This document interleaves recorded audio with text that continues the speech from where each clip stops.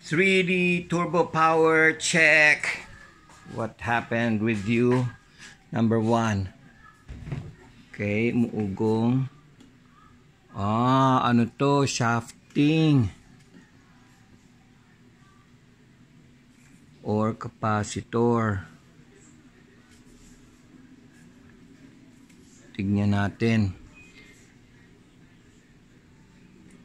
Okay. Alright, let's go to work. Okay. Binuksan natin. Maganda naman na ikot ng shafting niya. So, malamang capacitor nga. Okay, check natin. Tinanggal na natin yung nakakabit 2.5. Checkin natin. Pumapalo sa sa 4. Ito bago. Pareho silang brand. Tingnan natin kung gano'n din kalakas.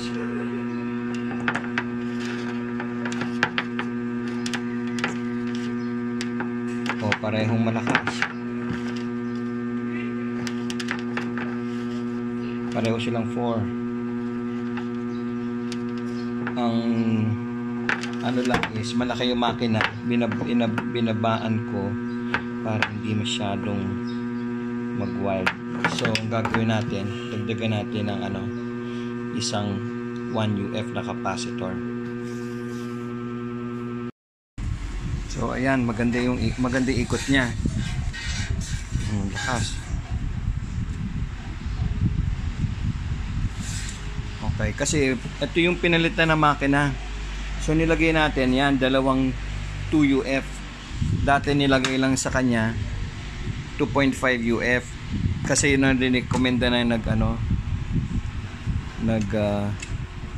ng makina, rewind. Mabigat kasi yung LEC, hindi kaya. So kailangan natin gawing 4. Yung 2.5 nilagyan ko ng 1 para mag 3.5 di kaya. Kailangan 4. Yan, kasi iba na yung makina nito, rewind na to. Ayan lakas. So yan ang ginawa natin, lagay tayo ng dalawang bagong 2 UF, bali naging 4 UF. Okay, malinis na ulit, ayos na ulit, malakas na. Malinis na ulit yan. Number 1, ayos na yan.